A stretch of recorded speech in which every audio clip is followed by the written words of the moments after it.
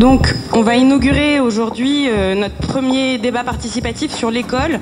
Et comme vous avez pu le voir, on a décidé de cibler 2 questions particulières sur l'école, puisque c'est un vaste thème. L'intérêt, c'était quoi? C'était qu'on puisse aboutir, au terme de ce premier débat participatif, à des propositions concrètes qu'on pourrait faire à la candidate que tous on soutient, dans l'espoir que ces propositions puissent émerger en direction de la jeunesse et qu'elles fassent partie intégrante de la campagne. Il faut avoir le courage de dire qu'aujourd'hui, il faut changer l'école, il faut être capable de réformer l'école et de proposer des réformes ambitieuses concernant les rythmes scolaires, l'encadrement humain, les moyens qu'on alloue aussi à l'école pour que cette école retrouve justement son rôle d'ascenseur social et d'ouverture sur le monde.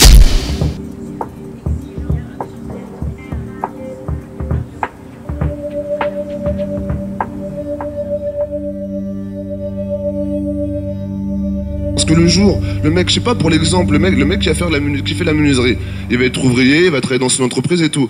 Il y a un moment, il va avoir une famille, il va avoir des gamins. Enfin, en tout cas, c'est l'envie qu'on peut tous partager. Donc ça veut dire que peut-être, il pourrait essayer de monter sa propre boîte. Sauf qu'en vrai, un mec aujourd'hui qui sort des filières professionnelles, il ne le sait pas. Il ne le sait pas. Il est obligé de se tourner vers des gens qui sont bien pensants, qui font des associations, qui font des trucs pour aider ça, alors que juste, on devrait ne pas en avoir besoin. Sur l'esprit de créativité, l'esprit d'entreprise, ça aussi, je crois que c'est quelque chose qui est très étiolé en France. Et ça peut s'apprendre dès le plus jeune âge. Créer, entreprendre, imaginer, parce que l'esprit d'entreprise, on en a besoin quelle que soit la place où on se trouve dans la société. On peut être salarié d'une grande entreprise, salarié d'une petite entreprise, dans la fonction publique. L'esprit d'entreprendre, c'est-à-dire de créer, d'imaginer, d'innover, de sortir des sentiers battus. Aujourd'hui, ça correspond au cœur des recommandations de l'UNESCO. C'est-à-dire que dans des pays comme l'Inde, on s'étonne que l'Inde soit si dynamique.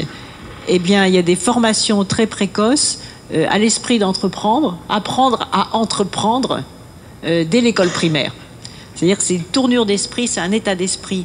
Et en France, le système scolaire est très formaté. C'est pas apprendre à entreprendre, on apprend à imiter. Et dans les grandes écoles, pire qu'ailleurs.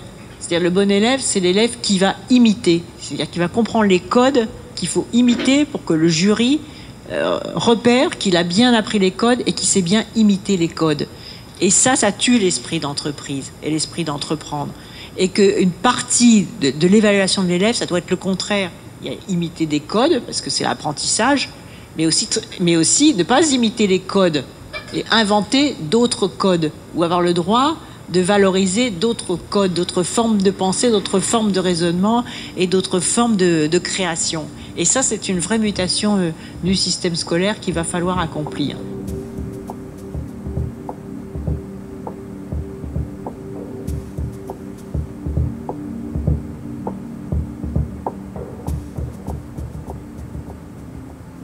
Moi, je travaille en ZEP, zone de violence.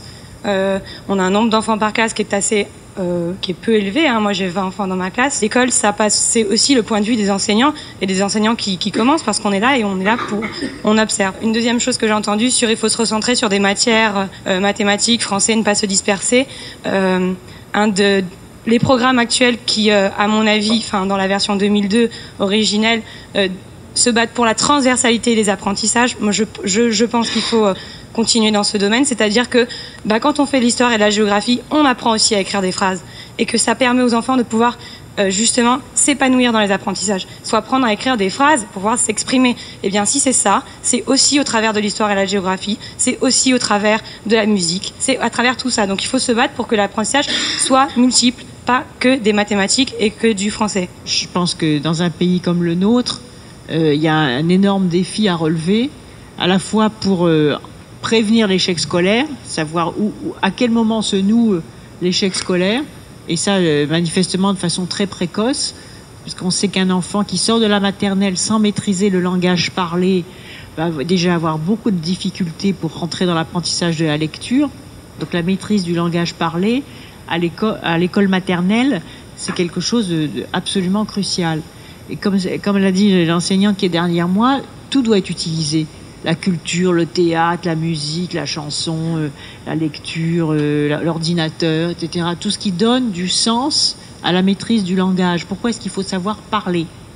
quand on maîtrise pas les mots, donc du coup, on a les gestes de la violence, parce que quand on peut pas mettre les mots sur le vécu, sur le ressenti, sur les frustrations, sur les attentes, eh ben ça se transforme en violence et en gestes de frustration.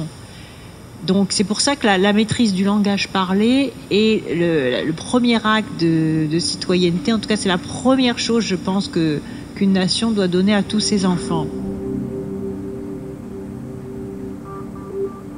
C'est bien là de vous organiser sous forme de forum participatif, parce que ça va être un peu un test pour ensuite démultiplier, je pense, si ça marche, démultiplier ce type de campagne à travers le territoire. Il faudra aussi être bien conscient, c'est-à-dire expliquer à un moment en quoi il y a plusieurs échelons dans la démocratie participative.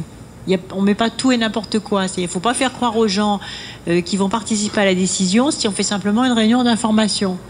Donc, ce qui est exigeant dans la démocratie participative, c'est absolument d'être à la hauteur de l'espoir que l'on soulève sur une autre façon de faire fonctionner la société. C'est qu'aujourd'hui, les Français, ils ont envie de pédagogie.